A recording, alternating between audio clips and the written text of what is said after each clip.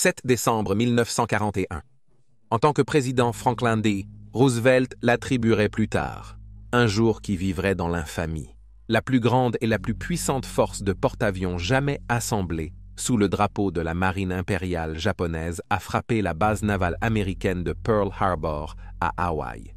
L'attaque prend les États-Unis d'Amérique totalement au dépourvu et la flotte du Pacifique de la marine américaine est décimée, à l'exception de leur porte-avions, qui par un coup de chance était hors du port au moment de l'attaque.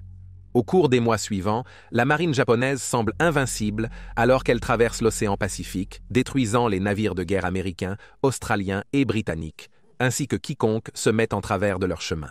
Mais le légendaire amiral japonais Yamamoto sait que tant que les porte-avions américains restent, ils courent toujours le risque d'un renversement. De leur fortune. Ainsi, il décide de leur tendre un piège, en utilisant un appât qu'il sait que les Américains ne pourront pas ignorer.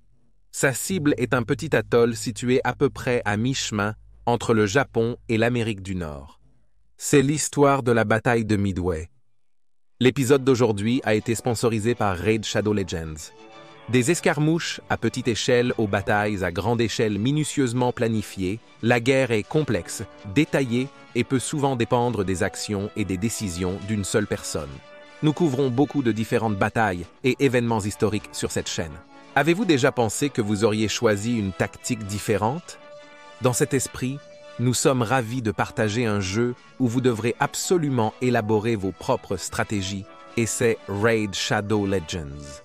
Raid Shadow Legends est un incroyable jeu mobile qui vous permet de plonger dans les tactiques de bataille, de choisir vos propres champions puissants et de participer à des combats PvP et PvE. C'est aussi leur 4e anniversaire et Raid Shadow Legends nous a posé la question « Quels 4 champions choisirions-nous pour inviter à un dîner ?» Après y avoir réfléchi, et puisque nous avons le choix des meilleurs, nous avons décidé d'inviter 4 champions redoutables que nous pensions apporter leur meilleur jeu à n'importe quelle escarmouche. Nous avons choisi Krisk, l'intemporel. Il peut briser la chaise, mais surveillera toujours les autres invités. Lysandra, une elfe de haut rang qui apporte toujours la vie, l'âme et l'énergie à toute fête. Sifi, la mariée perdue. Elle paraît effrayante, mais maintiendra l'ambiance de la fête quand tous commenceront à fléchir. Et enfin, Dracomorph. Nous sommes juste son plus grand fan. Red nous a également parlé d'une opportunité en jeu excitante qui ne dure que jusqu'au 15 mai, alors vous feriez mieux de la vérifier bientôt. En ce moment, Red vous donne la chance de chasser des œufs de dragon. Il suffit de télécharger Raid Shadow Legends en utilisant le lien ci-dessous, de copier votre identifiant de joueur en jeu, puis de vous rendre sur egghunt.plarium.com avant le 15 mai pour vous lancer dans une aventure AR passionnante. Si vous trouvez l'œuf caché, vous pourriez gagner des objets incroyables en jeu, voire des prix réels. Les joueurs de Raid peuvent aussi participer. Allez sur egghuntplarium.com et vous trouverez un code promo spécial que tout le monde peut utiliser pour gagner un cadeau en jeu. Avec tout cela et plus encore, c'est le moment parfait pour commencer à jouer à Raid. Si vous n'avez jamais joué auparavant, vous pouvez commencer en utilisant le lien dans la description ou en scannant le code QR à l'écran. De cette façon, vous obtiendrez un pack de démarrage gratuit qui contient des butins en jeu incroyables pour vous aider à commencer votre bataille, pour être le meilleur avec votre meilleur pied en avant.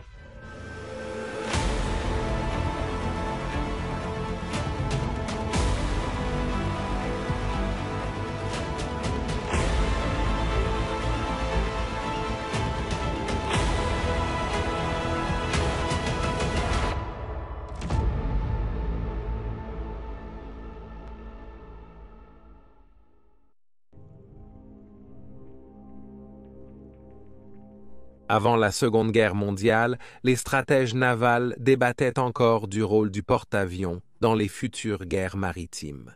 Cela a entraîné la division de la plupart des marines en 2 camps.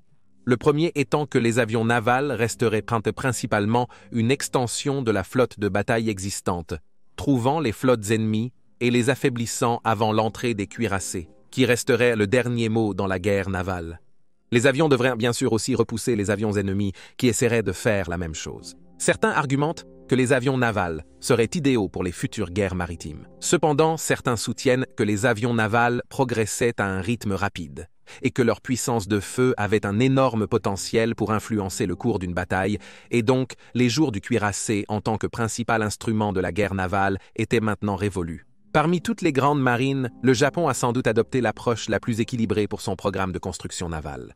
Alors que les États-Unis et la Grande-Bretagne modernisaient leurs cuirassés d'après-guerre, le Japon construisait des cuirassés plus modernes, inaugurant une nouvelle ère de guerre navale. Bien sûr, dans la classe impressionnante de navires Yamato, malgré les traités internationaux qui ont tenté de limiter la construction de tels navires.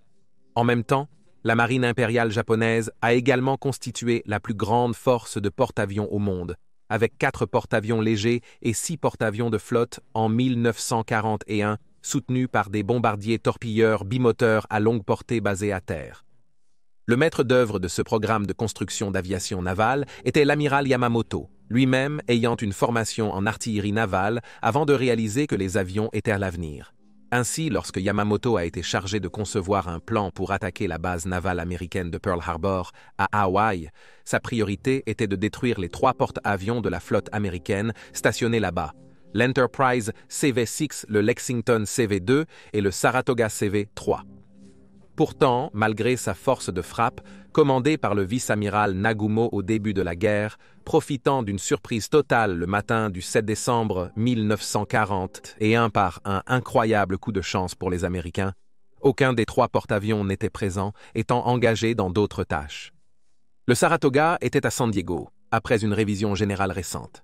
L'Enterprise et ses escortes livraient des avions de chasse à l'île Wake, tandis que le Lexington livrait des avions à l'île, alors relativement peu connue de Midway. Personne ne pouvait nier que les avions japonais ont infligé de terribles pertes aux cuirassés de la flotte du Pacifique américaine, ce tristement célèbre dimanche matin. Cependant, pour Yamamoto, c'était un travail à moitié fait, sans que les porte-avions américains aient également été éliminés de l'équation. Il savait que cela rendrait l'étape cruciale suivante de la guerre qui en résulterait dans le Pacifique d'autant plus difficile pour le Japon. Avant décembre 1941, Yamamoto avait averti ses supérieurs qu'à son avis, le Japon aurait 6 mois après le début des hostilités pour vaincre de manière décisive la marine américaine en bataille, forçant les États-Unis à la table des négociations où Washington devrait accepter la suprématie japonaise sur le Pacifique. Après ces 6 mois, le puissant complexe industriel américain, qui était à l'abri des interférences du Japon ou de leurs alliés allemands et italiens, serait capable de produire des fournitures de guerre à un rythme nettement plus élevé que les Japonais. Dans une guerre d'usure face aux États-Unis bien équipés, le Japon pourrait produire des fournitures militaires à un rythme supérieur. Le Japon serait épuisé et finalement vaincu. Dans les mois qui ont suivi immédiatement Pearl Harbor, les Japonais semblaient invincibles, prenant les Philippines américaines, les Indes orientales néerlandaises, les possessions de l'Empire britannique de Hong Kong et Singapour, et chargeant en Chine, en Birmanie et finalement en Inde. Malheureusement pour Yamamoto, les porte-avions américains lui ont échappé. Leur destruction est devenue cruciale quand le lieutenant-colonel américain Jimmy Doolittle a utilisé ses porte-avions Hornet pour faire l'impensable et effectuer un bombardement symbolique des îles natales japonaises le 18 avril 1942. Yamamoto a finalement eu sa chance le 4 mai 1942 lorsque ses porte-avions ont rencontré les porte-avions américains Yorktown et Lexington lors de la bataille de la mer de Corail. Au cours de l'engagement de 4 jours, lui-même une première pour la guerre navale en ce qu'il a été combattu exclusivement par des avions, ce qui signifie que les équipages des navires adverses ne se sont jamais vus, les Japonais ont réussi à couler le porte-avions de flotte Lexington et à endommager Yorktown, mais ont subi la perte du porte-avions léger Shoho et des dommages aux porte-avions japonais Shokaku et Zuikaku, ce qui signifie que tous deux étaient hors de la guerre pendant plusieurs mois, un coup dur pour la force de Yamamoto. Alors que son propre calendrier de 6 mois commençait à s'égrener, Yamamoto a réalisé qu'il devait attirer les porte-avions américains dans une bataille où ils pourraient être détruits et rapidement, pendant que sa flotte de porte-avions conservait encore un avantage numérique. Il a donc décidé de commettre sa flotte à une opération qu'il savait être une menace, telle pour les États-Unis qu'elle forcerait les Américains à répondre avec leurs porte-avions, et a choisi l'île de Midway comme objectif.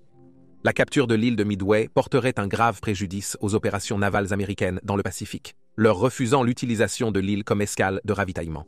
Elle offrirait également aux Japonais une zone de rassemblement où ils pourraient renforcer leurs forces en préparation d'une future invasion d'Hawaï si la guerre se poursuivait.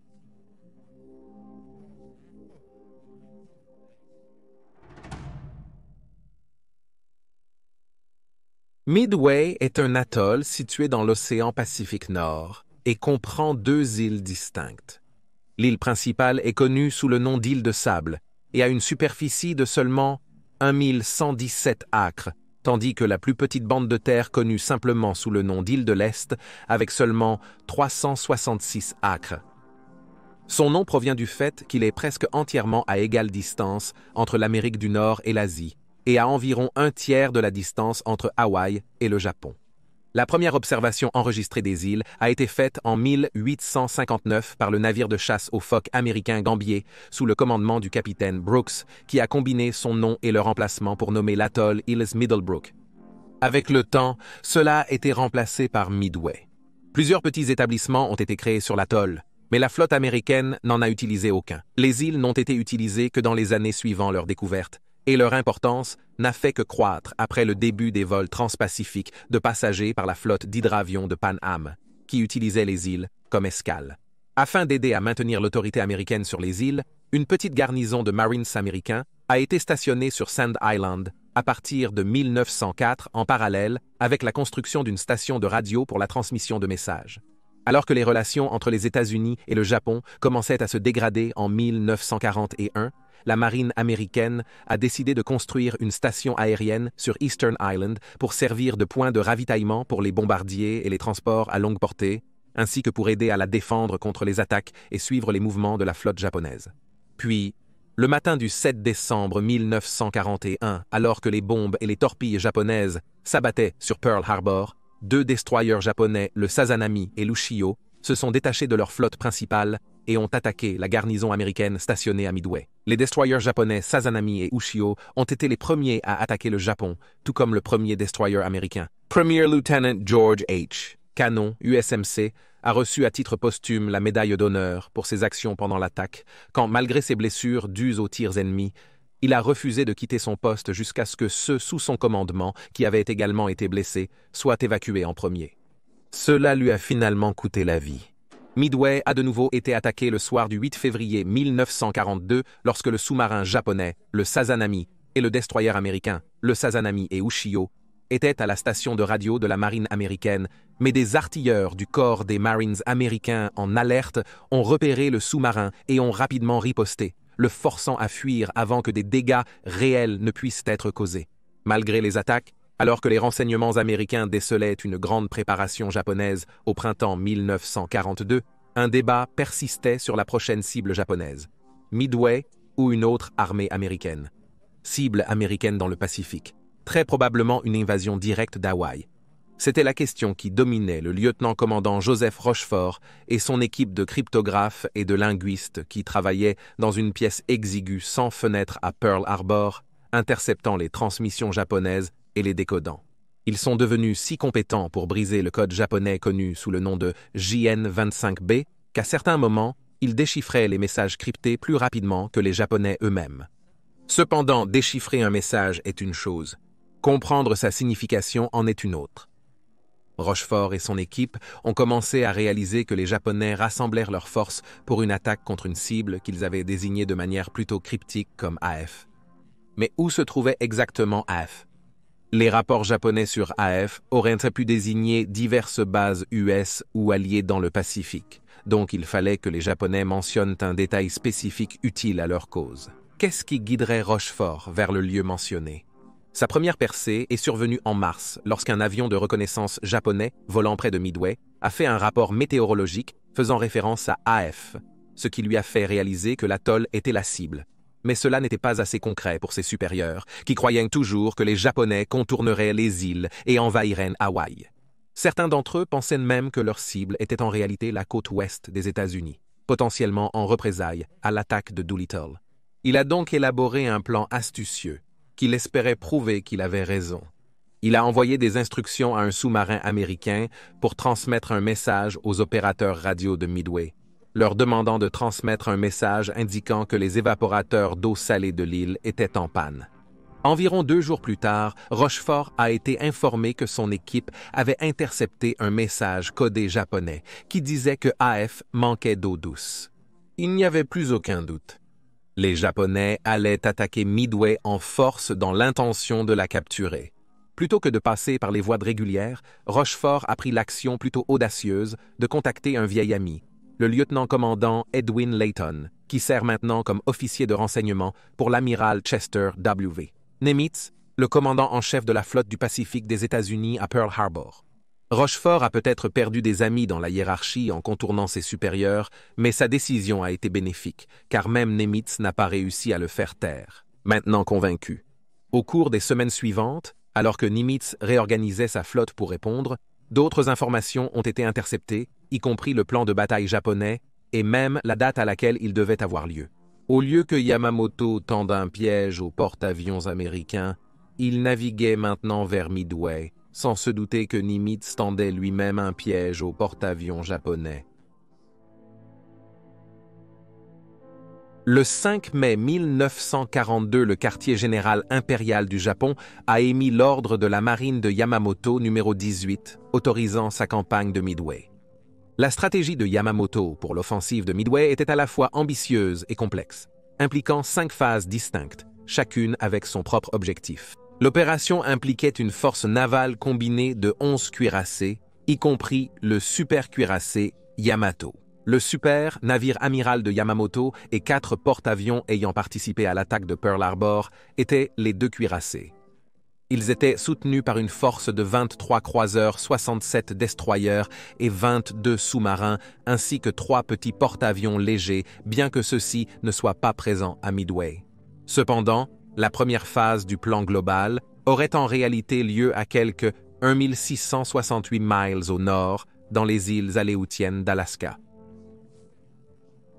La force d'invasion d'Allusion était destinée à aider à ancrer l'avancée japonaise vers l'est en direction de l'Amérique du Nord, empêchant les États-Unis d'utiliser les îles pour attaquer des cibles japonaises dans le Pacifique Nord ou pour lancer une contre-attaque contre la flotte japonaise par derrière.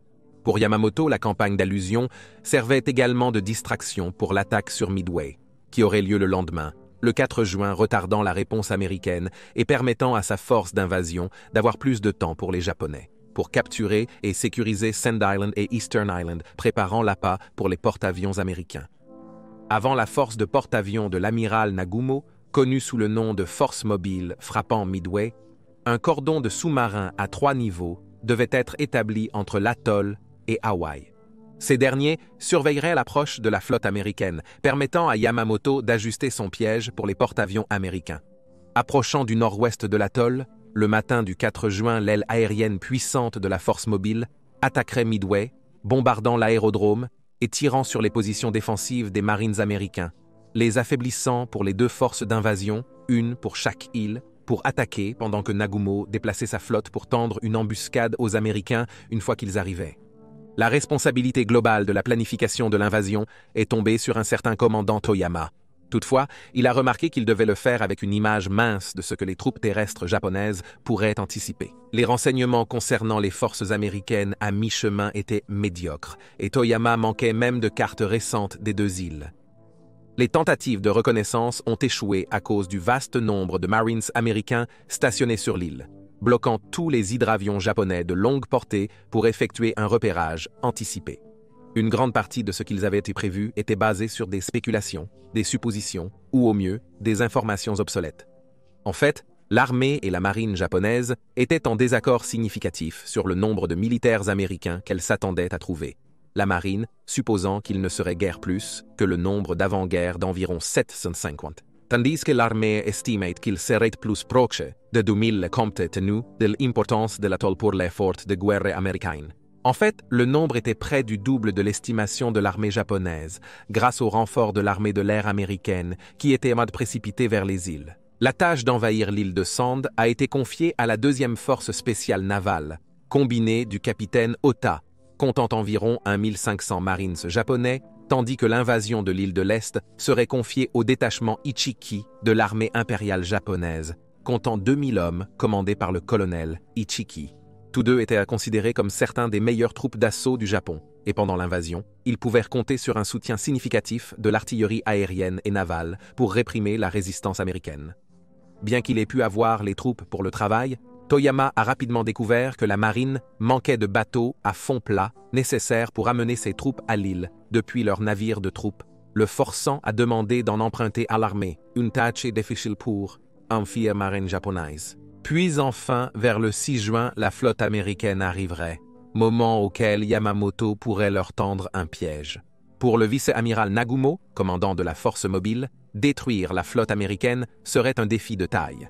Il espérait qu'en forçant la flotte américaine à abandonner ses porte-avions et en remportant une victoire contre la flotte du Pacifique des États-Unis, il pourrait atténuer les critiques reçues pour sa gestion de l'attaque de Pearl Harbor, surtout pour avoir annulé une seconde attaque, pensant qu'avec les Américains en alerte, cela serait un gaspillage de pilotes et d'avions, surtout que les porte-avions n'étaient pas présents. Yamamoto a soutenu la décision de Nagumo, mais cela a laissé le vice-amiral sujet aux critiques et accusations de ses rivaux. Sur le papier, le plan japonais était logique en fonction des renseignements qu'il avait, mais bien sûr, en réalité, le lieutenant-commandant Rushford l'avait maintenant complètement torpillé avant même qu'il ne commence. Grâce aux efforts de son équipe et d'autres décrypteurs alliés, Nimitz en savait presque autant sur le plan que les dirigeants japonais. En outre, malgré les nombreux facteurs en jeu, le personnel de Yamamoto doit faire un gros effort pour tout coordonner, tout en conservant le secret, une tâche impossible sans l'aide des Japonais. Le plan de Yamamoto a donc été exécuté en silence radio total, nécessitant une adhésion stricte à un calendrier précis. Cela signifiait que le plan était à la fois inflexible et qu'il n'était pas vraiment pris en compte pour les développements inattendus. Son premier échec a été le cordon de sous-marins. Nimitz, conscient de l'objectif de la force sous-marine japonaise, a positionné ses 3 porte-avions, l'Enterprise, le Hornet et le Yorktown, au nord des îles avant que les sous-marins ne soient en place, anticipant ainsi une flotte déjà détruite. La marine japonaise visait à déplacer la flotte vers les îles, mais a échoué. Toutefois, ils ont réussi à les dépasser au centre de l'île, marquant un moment de gloire pour l'équipe de renseignement japonaise. Ayant détecté une augmentation spectaculaire du trafic radio autour de Pearl Harbor, ils ont correctement déduit que les porte-avions américains prenaient la mer. Mais cette information n'est pas parvenue à la flotte de Yamamoto en raison de l'ordre permanent de silence radio total. Cependant, malgré leur préavis sur le plan de la flotte japonaise, les chances étèrent toujours plutôt fermement contre les 3 porte-avions. Ne pouvaient rassembler que 8 croiseurs, 14 destroyers et 19 sous-marins pour affronter la flotte japonaise. C'était en effet ce qui restait de la flotte du Pacifique américaine après Pearl Harbor et la série d'engagements qui ont eu lieu par la suite. Il y avait même une certaine inquiétude que le Yorktown ne puisse pas y arriver, le porte-avions devant subir des réparations suite à la bataille de la mer de Corail, mais bien qu'arrivant plus tard que prévu, il a pu atteindre Midway avant l'arrivée des Japonais. Comme si cela ne suffisait pas, les pertes au combat, en particulier parmi les équipages aériens, signifiaient qu'un grand nombre des hommes qui manœuvraient ces navires et ces avions étaient plutôt inexpérimentés et allaient affronter une force japonaise numériquement supérieure qui avait une richesse d'expérience de combat à leur actif. Midway a ajouté une 4e escadre aérienne pour équilibrer, y compris un vol de Boeing B-17 Flying Fortress Heavy Bombers de l'United States Army Air Force et même 6 des tout nouveaux avions torpilleurs Grumman Torpedo Bomber Fighter initialement destinés au Hornet. Cependant, la majorité des combattants étaient des rejets de l'United States Navy, insuffisants pour combattre les héros japonais. Afin de tendre une embuscade aux porte-avions japonais, les 3 porte-avions américains ont été organisés en 2 groupes de travail. La force opérationnelle 16 était commandée par le contre-amiral Raymond Spruance et était composée de l'Enterprise et du Hornet, avec le soutien de 6 croiseurs et 9 destroyers. Le contre-amiral Frank G. commandait la force opérationnelle 17. Fletcher commandait 2 groupes de porte-avions depuis son navire, le Yorktown. 2 croiseurs et 5 destroyers soutenaient le Yorktown au sein de la force opérationnelle 17. Le 2 juin, les 2 forces opérationnelles étaient en position à environ 200 miles au nord de Midway en embuscade.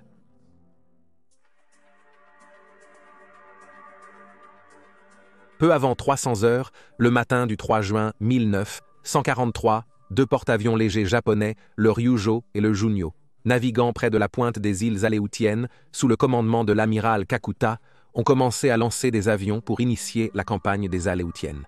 Les bombardiers monomoteurs de porte-avions sont arrivés au-dessus de Dutch Harbor sur l'île Amaknak, un peu plus d'1 heure plus tard.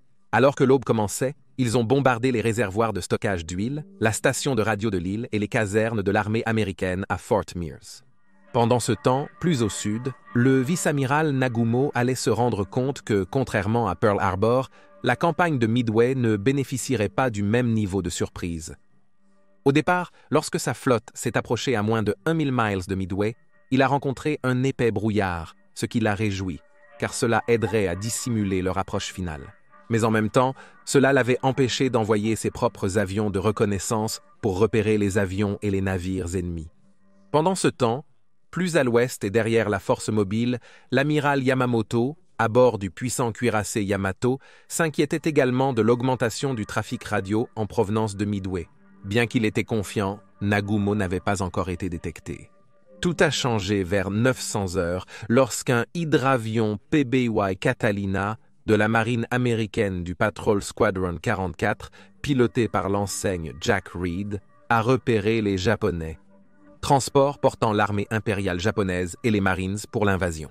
Situés à environ 600 miles de Midway, les seuls avions que les Américains avaient pour les atteindre à cette distance étaient un vol de Boeing B-17 Flying Fortress de l'armée de l'air américaine.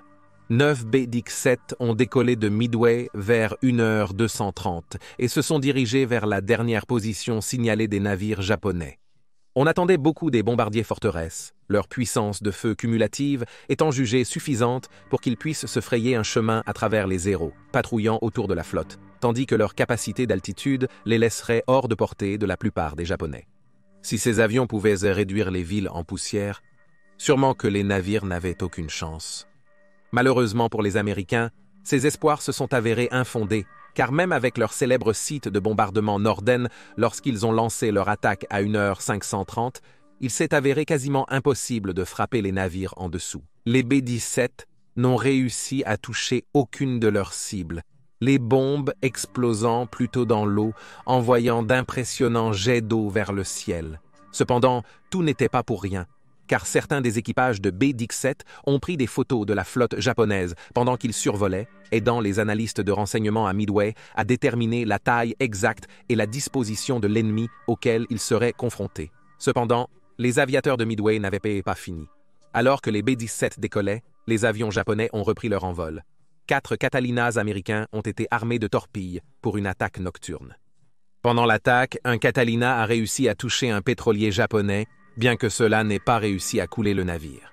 Bien que Nagumo ait peut-être perdu l'élément de surprise, il avait toujours une force nettement supérieure à ce qu'il s'attendait à rencontrer venant de Midway, et donc, pendant la nuit, il a ordonné à ses hommes de commencer leur préparation finale pour l'attaque du lendemain. Sans qu'il le sache, l'amiral Fletcher à bord du Yorktown faisait de même. À partir de 4h30, la force japonaise a commencé à lancer des avions de reconnaissance, non pas depuis les porte-avions, mais depuis les cuirassés et les croiseurs. Ces hydravions étaient catapultés depuis les navires de guerre, puis atterrissaient dans l'eau derrière le navire et étaient hissés à nouveau à bord. Un tel navire transportant des avions de reconnaissance était le croiseur lourd Tone, qui a lancé 2 hydravions E-13A pour reconnaître un croiseur lourd. Le croiseur lourd Tone était le premier à s'attaquer aux navires ou avions américains. Entre-temps, la force de frappe de Nagumo commençait son déploiement lors d'une éclaircie dans le brouillard épais rencontré par la flotte. L'Akagi et le Kaga ont déployé une force de 36 bombardiers en piqué D3A, tandis qu'un nombre similaire de bombardiers Nakajima B5N a été lancé depuis le Hiryu et le Soryu. Chacun des 4 porte-avions transportait également 9 chasseurs A6M0 pour l'escorte et le mitraillage des cibles au sol.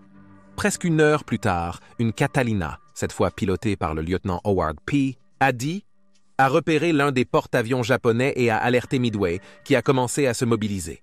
Il s'est ensuite abrité dans les nuages avant de ressortir et de repérer un 2e porte-avions et une grande flotte de navires de guerre. Un peu plus tard, une autre Catalina au sud de sa position a repéré une grande formation d'avions japonais se dirigeant vers Midway et le pilote lieutenant junior Grade William A. Chase a envoyé le désormais célèbre message « Beaucoup d'avions se dirigent vers Midway, cap 320 degrés, distance 150 ». Peu avant 600 heures, les opérateurs radars sur Midway ont commencé à détecter les avions japonais, leur permettant de commencer à diriger les combattants de l'île. Stationnés sur Midway, il y avait un assortiment de 28 combattants, la majorité d'entre eux étant des Brewster F-2A3, un avion qui s'était avéré être totalement dépassé en combat avec le Zéro.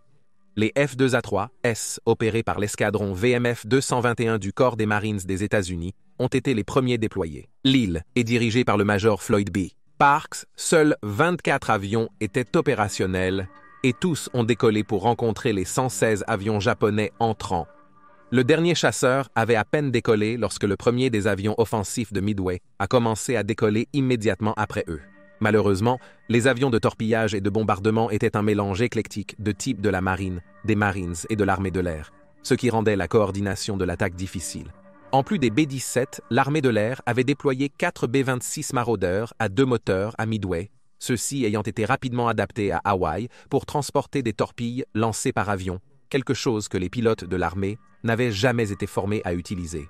Les premiers à décoller, cependant, étaient un vol de 6 bombardiers torpilleurs Grumman TBF de la marine qui venaient tout juste d'entrer en service et qui seraient mieux rappelés plus tard sous le nom d'Avenger. Les TBF se dirigèrent en formation vers l'ouest, vers leur cible, passant près de l'aérodrome. L'armée de l'air a envoyé 4 B-26 Marauder vers la force japonaise entrante, qui ne leur accordait qu'un intérêt symbolique, confiant que Nagumo avait laissé assez de Zeros pour la défense sur les porte-avions. Poursuivant leur route vers Midway, les Japonais ont rapidement rencontré les hommes du Major Parks, qui s'étaient divisés en 2 formations pour empêcher que l'un des attaquants ne passe sans être contesté. Le combat aérien qui en a résulté a été d'une extrême sauvagerie. Park a été touché tôt dans le combat et a réussi à s'éjecter, mais à l'horreur de ses hommes, un pilote japonais, alors qu'il était suspendu impuissant dans son parachute. 15 autres chasseurs marins seraient abattus lors de l'engagement, avec seulement 2 pilotes survivant à la mêlée.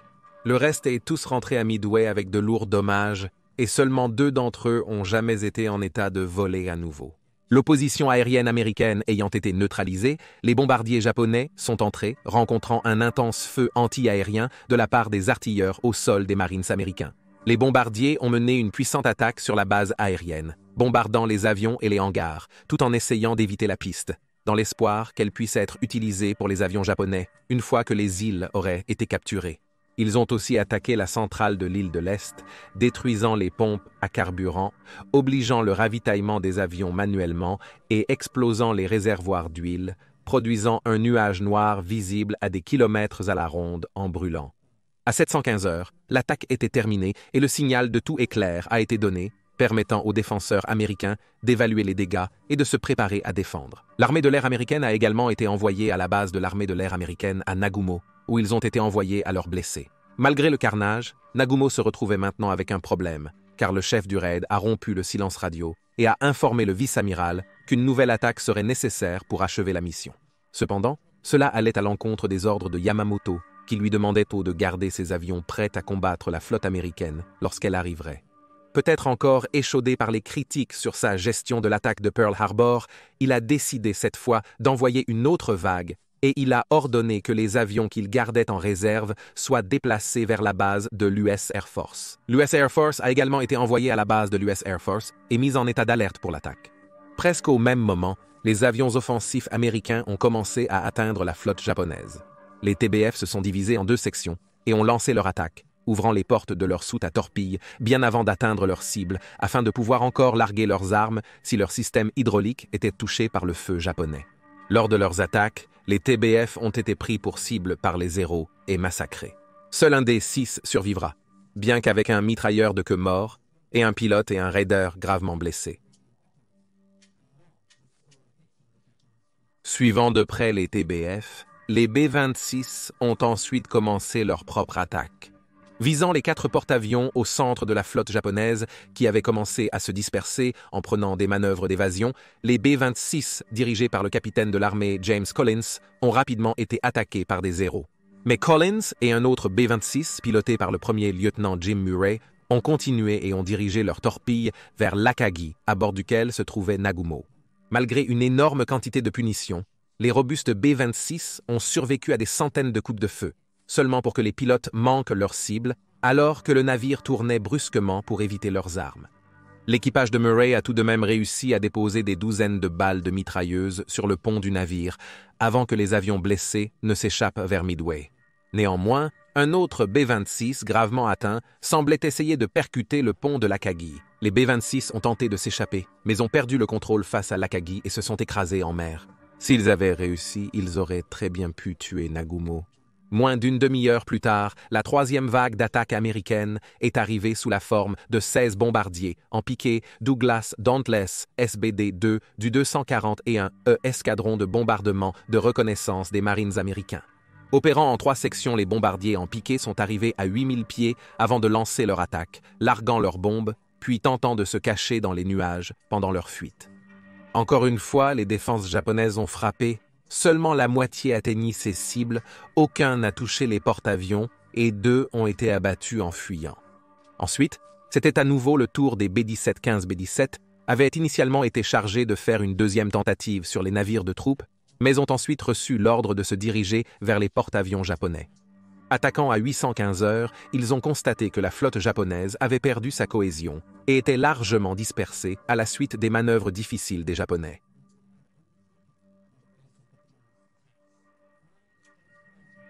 Des particules utilisées contre les avions japonais. Cependant, les Japonais résolvent tous les problèmes, sauf un Parker pour être à Zunwed Ebb. Après avoir été avec les niveaux de la Fall Energy, il n'est pas possible de faire le saint par les Keovor Mortis. Tous les 15 avions sont rentrés à la base en toute sécurité. Les héros japonais ont décidé que cela ne valait pas le risque de perdre des avions face aux puissantes armes défensives des forteresses volantes, si la précision de leurs ennemis était si mauvaise. La dernière attaque de Midway a eu lieu à 820 heures sous la forme de 11 bombardiers torpilleurs Vindicator, obsolètes et lourds, qui ont lancé une attaque sur le cuirassé japonais Haruna. Encore une fois, aucun coup n'a été marqué, mais 8 des avions ont réussi à retourner à la base, bien qu'ils aient été si gravement endommagés qu'ils n'ont jamais volé à nouveau. Les équipages aériens de l'île de Midway avaient tout jeté sur la flotte de Nagumo et semblaient n'avoir rien à montrer pour cela. Cependant, en réalité, les attaques avaient brisé la formation serrée de la flotte japonaise, créant des brèches dans leur écran défensif.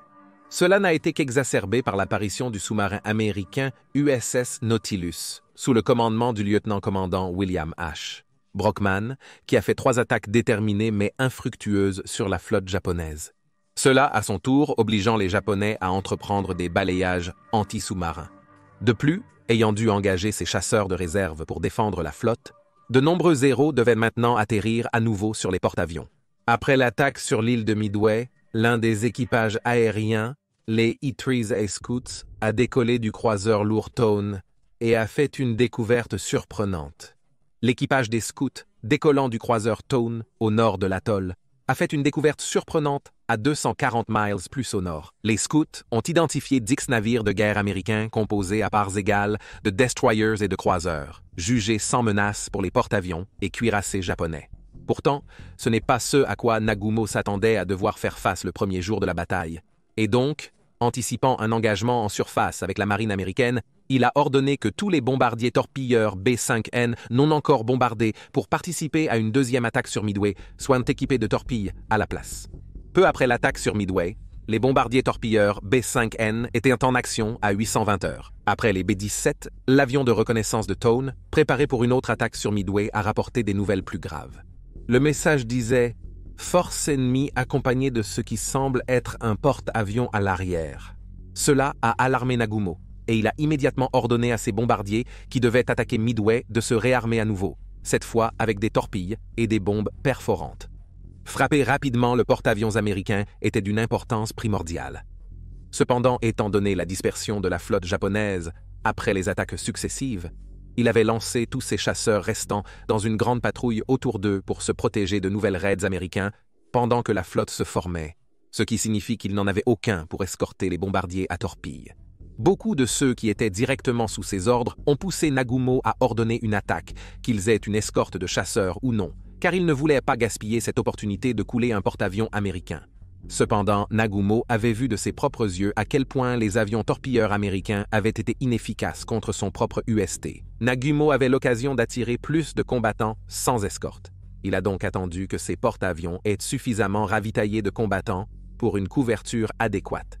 Pendant que cela se faisait, à 920 heures, la première frappe lancée par un porte-avions américain a commencé avec l'arrivée de 15 Douglas TBD Devastators venant de l'USS Hornet. Encore une fois sans escorte, les bombardiers torpilleurs lourdeaux ont été décimés par les patrouilles de chasseurs de Nagumo, aucun ne survivant à la bataille. Un autre groupe de 14 Devastators a lancé une attaque peu de temps après, visant le Kaga, Mais malgré la présence d'un vol de Grumman F-4F Wildcats à proximité, une panne de communication a fait qu'eux aussi sont allés sans escorte de chasseurs. 10 ont été abattus tandis que 4 ont réussi à lancer leurs torpilles, mais toutes ont manqué le porte-avions japonais. C'était maintenant au tour du groupe aérien du Yorktown. 12 dévastateurs escortés par 6 Wildcats ont lancé leur attaque à 10h10 et ont rapidement été pris pour cible par les héros. Le combat était si intense que les Wildcats pouvaient à peine se protéger eux-mêmes, sans parler des bombardiers torpilleurs, qui ont néanmoins poursuivi leur attaque, perdant 10 de leurs membres, et encore une fois, sans marquer un seul coup de torpille sur les porte-avions japonais. Maintenant, sur les ponts des 4 porte-avions japonais, c'était une véritable ruche d'activité, avec mécaniciens et armuriers s'affairant pour lancer les avions au combat. Des bombes, du carburant et des munitions étaient partout, et ce n'était que la discipline presque robotique des équipages japonais qui empêchait ce cocktail mortel de se transformer en désastre. Ils avaient aussi un temps de rotation rapide pour leurs avions, environ la moitié de celui des Américains, preuve de leur compétence et dévouement. C'est alors que cette activité avait lieu que le destin a montré sa main dans les fortunes de Nagumo. Dirigés par le lieutenant-commandant Sato, 31 bombardiers Dauntless de l'Enterprise ont décollé et, guidés par Wade McCluskey, ont cherché les porte-avions japonais pendant 2 heures en vain. Au lieu de cela, il a repéré le modeste destroyer japonais Arashi, naviguant à pleine vitesse, et soupçonnait qu'il essayait de rejoindre les porte-avions. En fait, il avait poursuivi le Nautilus, qu'il avait éloigné de la flotte et dans la ligne de mire de McCluskey. Suivant son intuition, elle a été récompensée par la vue de l'Akagi et du Kaga en formation serrée, au centre de leur flotte d'escorte, avec le Soryu à l'est et le Hiryu à l'ouest, ce dernier juste en dessous de l'horizon. McCluskey a choisi les 2 porte-avions les plus proches pour son attaque, et a divisé sa formation en 2, une pour l'Akagi et une pour le Kaga. En approchant, ils ont observé le massacre des dévastateurs en dessous d'eux, et ont réalisé que les Japonais étaient tellement concentrés sur leur destruction qu'ils approchaient presque totalement non détectés, et le resteraient jusqu'à ce qu'ils commencent de leur plongée. En larguant des bombes et des incendiaires, les Américains ont finalement réussi à placer des bombes sur les 2 porte-avions japonais, ces dernières traversant les ponts en bois pour atteindre les hangars en dessous, le carburant et les munitions stockées là, ne faisant que multiplier leur efficacité lorsqu'ils ont détonné. Les 2 porte-avions ont rapidement éclaté en flammes, qui ont englouti leurs avions, et ont commencé à consumer les navires, et avec son navire amiral, l'Akagi, maintenant un gâchis en flammes, Nagumo a transféré son pavillon au croiseur Nagara. Les 2 navires étaient maintenant fermement hors de combat. Puis, quelques minutes plus tard, un autre vol de SBD, cette fois du Yorktown, est apparu sur les lieux.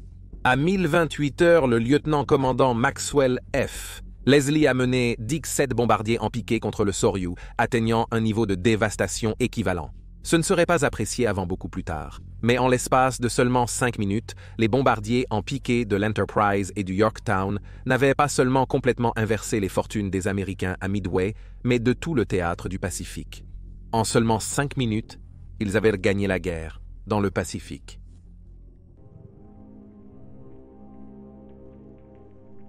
Commandant le seul porte-avions japonais restant, le Hiryu, se trouvait le contre-amiral Tamon Yamaguchi. Yamaguchi était un commandant dur et audacieux qui plus tôt dans la journée avait poussé Nagumo à lancer une attaque sur le premier porte-avions américain qui avait été détecté sans même une escorte de chasseurs. Il se dirigeait vers la flotte américaine, ses pilotes désireux de venger leurs camarades. Yamaguchi ignorait cependant que les Japonais n'étaient pas les seuls attaqués. Yamaguchi ne connaissait pas la puissance exacte des 3 porte-avions américains dans lesquels ils naviguaient, malgré leur affaiblissement par leurs attaques sur les navires japonais. À 1054 heures, 6-0 ont décollé du pont du Hiryu pour escorter une force de 18 bombardiers en piqué D3A se dirigeant vers les navires américains. Dirigée par le lieutenant expérimenté Kobayashi, la force d'attaque a rencontré le Yorktown juste avant midi et a observé le porte-avions américain lançant une autre vague de bombardiers en piqué intrépide. Yamaguchi était le seul à être vu, et la force d'attaque était les seuls à être vus. Les chasseurs Wildcat en patrouille au-dessus de Yorktown ont été dirigés pour engager les Japonais, et 10 des D3A sont tombés sous leur tir, tandis que 2 autres ont été abattus par le feu anti-aérien pendant l'attaque. Malheureusement, cela n'a pas suffi, car 3 bombes japonaises ont frappé le Yorktown, le désactivant et le laissant effectivement mort dans l'eau. Les avions japonais survivants sont retournés au Hiryu et ont fait un rapport surprenant à Yamaguchi sur la force exacte de la flotte à laquelle il était confronté. Sachant que le Yorktown était gravement endommagé, il a ordonné une attaque de suivi en utilisant les bombardiers torpilleurs B-5N de son navire pour cibler l'Enterprise et le Hornet, l'attaque atteignant la flotte américaine à 1432 heures. Cependant, à ce moment-là, un effort frénétique de contrôle des dommages signifiait que le Yorktown était maintenant de retour sous sa propre puissance, et par conséquent, le commandant des B-5Ns l'a pris pour l'un des porte-avions indemnes. Attaquant en deux groupes de côtés opposés du Yorktown afin de divisant le feu défensif américain en attaquant en deux groupes de côtés opposés du Yorktown, les B-5Ns ont mené leur attaque avec une grande habileté, et bien que le Yorktown ait réussi à éviter deux torpilles, il a été touché à 14h42 entraînant le puissant navire, provoquant une inondation d'eau de mer, ce qui a entraîné le navire à commencer à pencher sur son côté. Craignant que le porte-avions ne chavire, le capitaine Elliot Buckmaster a ordonné à son équipage d'abandonner le navire. Cependant, ce succès a coûté cher à Yamaguchi. Les B-5N ont commencé à attaquer après l'évaluation de l'assaut du Hiryu et du Hornet. Les Japonais ont dû utiliser l'escadron aérien restant du Hiryu. Il a constaté qu'il ne lui restait qu'une fraction de ce qu'il avait commencé la journée avec, juste 6 chasseurs, 0,5 bombardiers en piqué D3A et 5 B-5N. C'était toute la puissance aérienne que les Japonais possédaient maintenant dans la bataille, à l'exception des hydravions à bord de certains des croiseurs et cuirassés plus grands. Pourtant, il n'a pas été découragé et a prévu une troisième frappe au crépuscule avec ses avions restants, espérant utiliser la faible lumière pour dissimuler la petite force. Cette attaque n'aura jamais lieu. À 705 heures, les guetteurs de la flotte japonaise ont repéré une formation de 40 bombardiers en piqué Dauntless lancés depuis l'Enterprise et le Hornet. 13 d'entre eux ont lancé une attaque toute ou rien sur le Hiryu, tandis que le reste a commencé à cibler les navires d'escorte du porte-avions.